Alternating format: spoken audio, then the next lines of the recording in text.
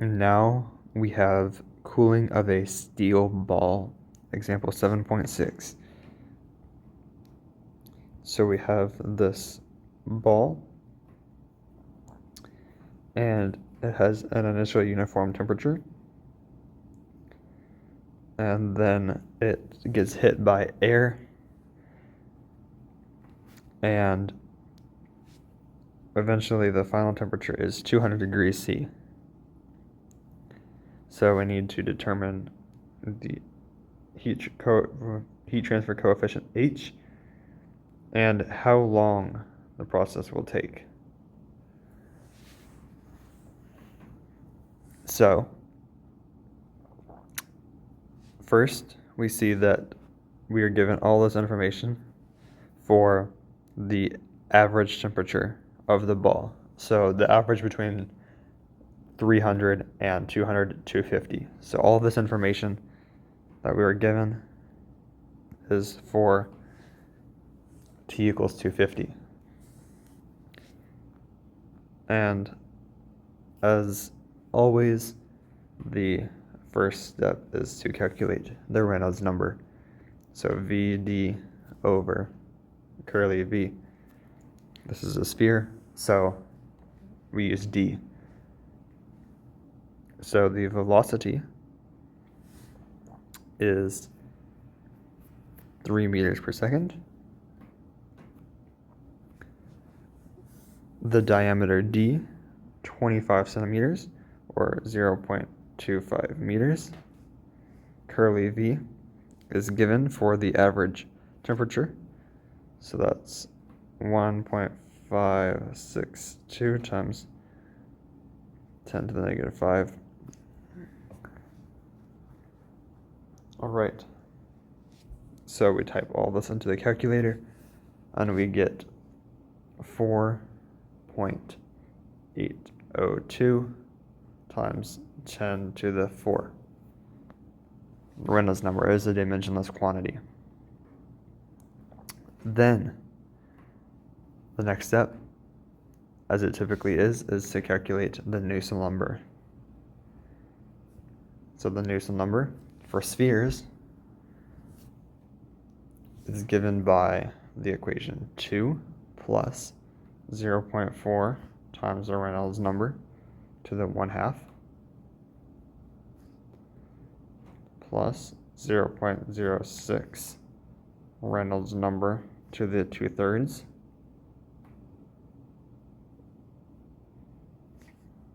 This is multiplied by the Prandtl number to the 0.4 times mu infinity over mu s to the 0.25. So we're given mu s, mu infinity, we're given the Prandtl number, we calculated the Reynolds number, so we can just substitute all of these into the equation.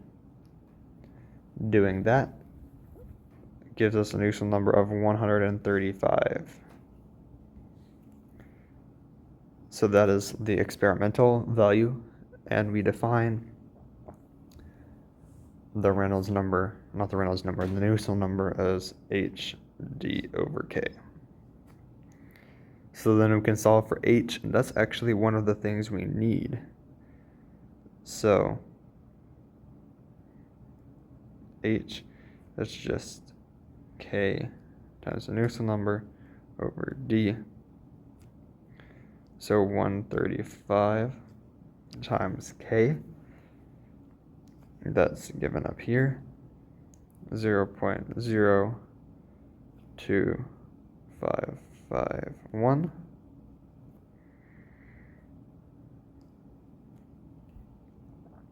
Then D, which is 0.25.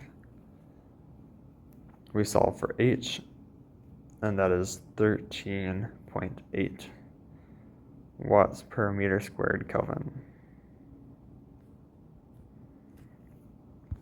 So that's the first thing we need to find. Perfect. Secondly, we need to figure out the time.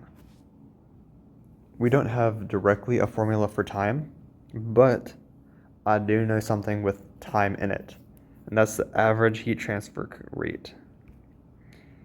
So the average rate of heat transfer is HAS delta T. And the surface area is just the surface area of a sphere, which is pi d squared. So that's pi times 0.25 squared. So we have h, 13.8. We have pi times 0.25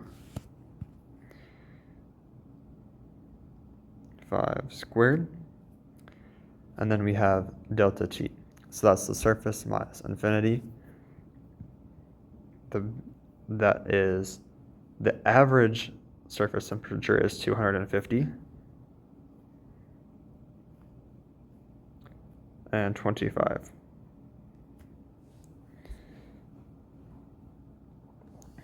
Because this is average, we use the average value. So 250.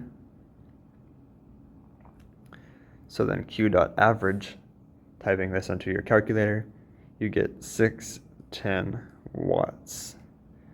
This is Q dot average. So the definition of Q dot is dQ dt. That is just the definition of the dot function. So we have average Q dot. We need to find total Q. So Q is mCp delta T. From thermo, from chemistry, mc delta T is Q. So how do you get M? M, by definition of density, is density times volume.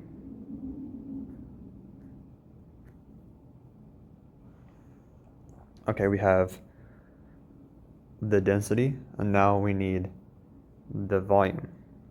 The volume of a sphere is 1/6 pi d cubed. So then Cp delta T. So the density is 8055. That's given to us up here.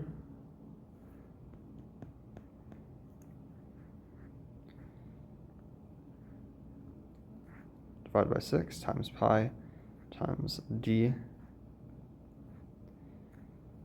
Cp also given 480. And then delta T. So the total change in temperature was 300 minus 200. So Q total is 3163000 joules. So that's Q. So now we know that we have Q and we have Q average. So now we just need T. So 610 is equal to 3163000 divided by delta T. We can solve for delta T and get that delta T is about 5,185 seconds.